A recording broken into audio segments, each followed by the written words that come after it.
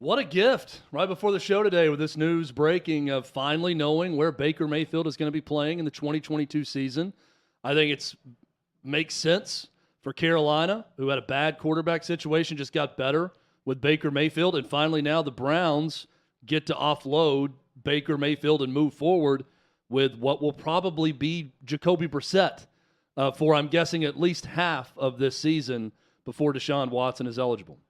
Three shades of blue. I think we look terrific today. A real Let's kaleidoscope give ourselves of blue. a shout out. I think the Mayfield thing has to be keyed.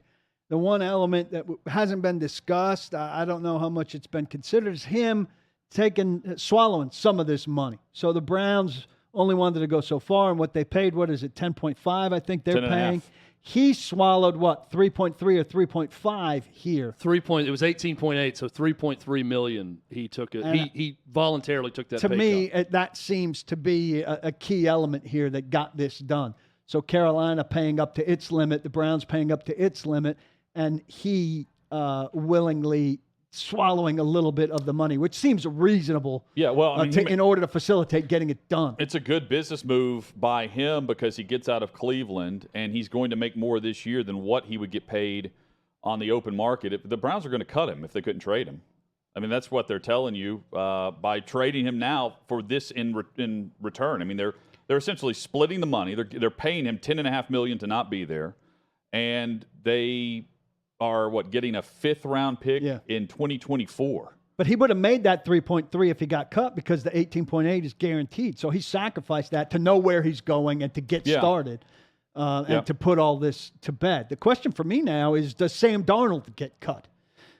Because they're not going to likely to be a 3-quarterback team unless they have very little faith in Matt Corral right out of the gate, right? That's a pain to carry 3 quarterbacks. Darnold's money is also guaranteed, correct? Yes. So they're going to be swallowing 18.8 there. But I think, maybe you keep them through camp, make sure everybody's healthy and everything's fine, and Corral is developing. But ultimately, I would think Carolina is done with Darnold. I think they should be done with Darnold. And I think you move forward with Mayfield as your starter, Corral as your up-and-comer. You hope Corral pushes him. But you also hope he doesn't, because you hope Mayfield's good enough that he can't be challenged by late first rounder. Where was Corral? Late first round, early second round? You hope he can't. Corral was much later than that. Later than that, sorry. And you hope he can't be challenged by that guy because he's too good. And then you're set going forward where you could re-sign a guy if he explodes, or you could move to Corral if he's good enough. You've got 2 options. And Darnold, quite frankly, looks for a third chance. His third chance is going to be as a backup somewhere, probably after things shake out in some camp somewhere. Pick 94, 3rd round for Corral. I think this is probably overrated at times when you look at quarterback style, size, the way they play, and try to match them up on a team. There's some similarities there, though. A lot of similarities between Baker Mayfield's game and Matt Corral's game. Moxie mixed with recklessness at times.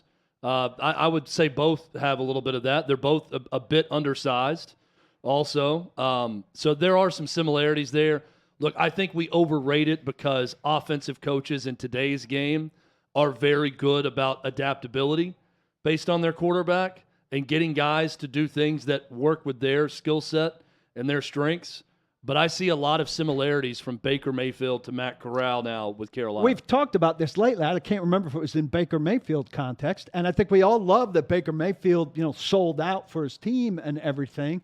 But we also talked about, and I mentioned a story I wrote years ago about availability and being and quarterback injury avoidance being a skill. And all the great ones have it. I mean, Brady missed a year on a fluke injury. Manning's neck thing was a fluke injury. Rodgers had the fluke. But if you look at those guys, they are available. All of them have like one big exception. But generally, and it's even come to the point where people rate or downgrade what offensive line protection means and call sack avoidance a quarterback stat to a large degree. You're not going to do that for Matt Ryan, who's completely immobile, but for guys who can move, and Baker Mayfield certainly is one of them. I think he now graduates to a guy who, we love that he puts his shoulder down, but he can't risk putting his shoulder down now and getting hurt again. It's injury avoidance, not in a way like you're protecting yourself for your next contract, but in a way you're making sure you start next week. Well, and it's funny you bring that up because that's the knock on Matt Corral. Lane Kiffin said he plays like a middle linebacker because that's what he was. You got to find up. the balance, and he wants to play that way, and it puts him at risk where you don't need to put yourself at risk in games. And I see some similarities with Mayfield and Corral in that respect as well. And I want to give Baker Mayfield credit.